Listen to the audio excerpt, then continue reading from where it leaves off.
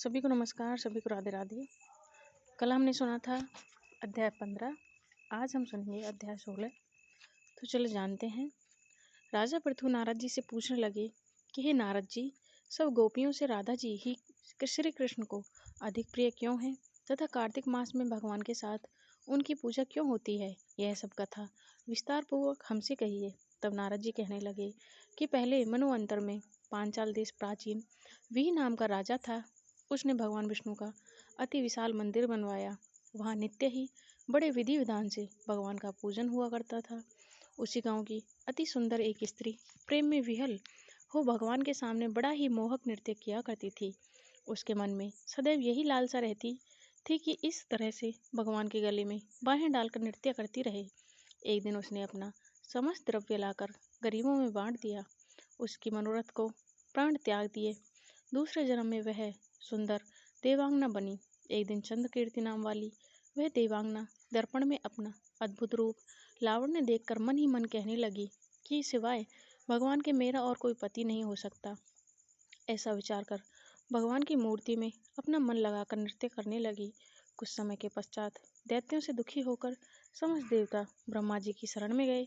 तब ब्रह्मा जी ने भगवान विष्णु के कृष्ण अवतार लेने का संपूर्ण वृतांत देवताओं को सुनाया और उनको आज्ञा दी कि देवता ग्वाल बाल एवं देवांगनाओं के गोपियों के रूप में जन्म लेकर भगवान की सेवा करें।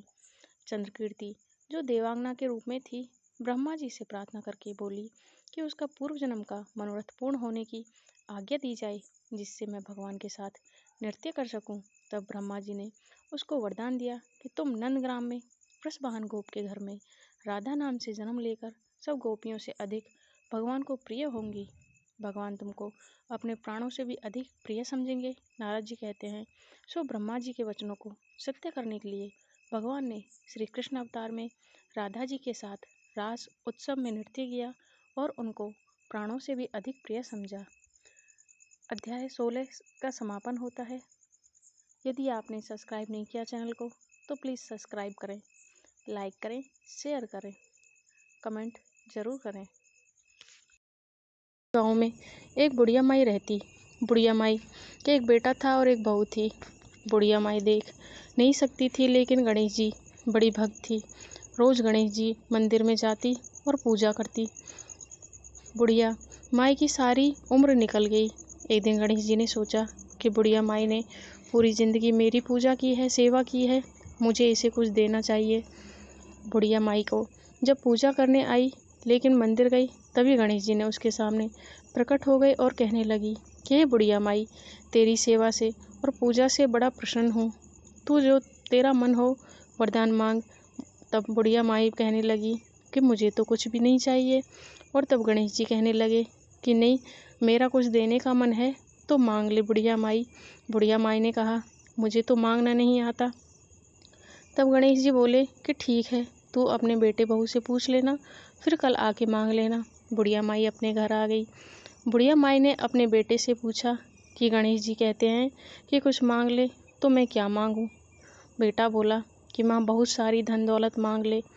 तब बुढ़िया माई ने बहू के पास गई और उससे पूछी कि गणेश जी ने मुझसे कहा है कि कुछ मांग ले, तो बता मैं क्या मांगूं। बहू कहने लगी कि सासू जी आप पोता मांग लो। बुढ़िया माई ने सोचा यह दोनों तो अपने मतलब की चीज़ मांग रहे हैं। बुढ़िया माई पड़ोसन के पास गई, उससे जाकर बोली कि गणेश जी मुझसे कहते हैं कुछ मांग ले, बता मैं क्या मांगूं। तब पड़ोसन कहने लगी, अरे तू कितने दिनों तक जिंदा रहेगी, मत तू धन मांग, मत तू पोता मांग, तू थोड़े दिन ही जिंदा रहने वाली है, तो अपनी आंखें मांग ले। उसने पड़ोसन की बात नहीं मानी। घर आई तो सोचने लगी कि क्या मांगूं जिससे बेटा भी खुश हो, बहू भी खुश हो जाए और मेरे मतलब की भी चीज़ हो जाए।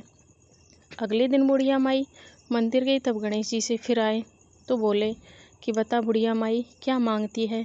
तब वह कहने लगी कि गणेश जी, यदि आप मुझ पर प्रसन्न हैं तो और वरदान देना ही चाहते हैं तो मुझे आंखें दो, जिससे सोने के कटोरे में पोते को दूध पीते देखूं। 2 निरोगी काया दो, 2 9 करोड़ की माया दो, बेटा पोता पड़ पोते भाई भतीजे सारा परिवार दो, सारे परिवार को सुख दो, मोक्ष दो। गणेश जी तो हैरान रह गए और कहने लगे कि बुढ़िया माई, तूने तो मुझे ठग लिया और सारा कुछ ही मांग लिया, पर कोई बात नहीं, मैंने तेरी सेवा से प्रसन्न होकर तुझे वरदान मांगने को कहा, तो जो तूने मांगा है सब हो जाएगा।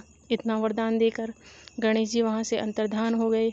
तो बुढ़िया माई ने जो मांगा उसे मिल गया। हे गणेश जी महाराज, जैसे आपने बुढ़िया माई की मनोकामना पूरी की, सबकी मनोकामना पूरी करना। बोलिए गजानन महाराज की जय।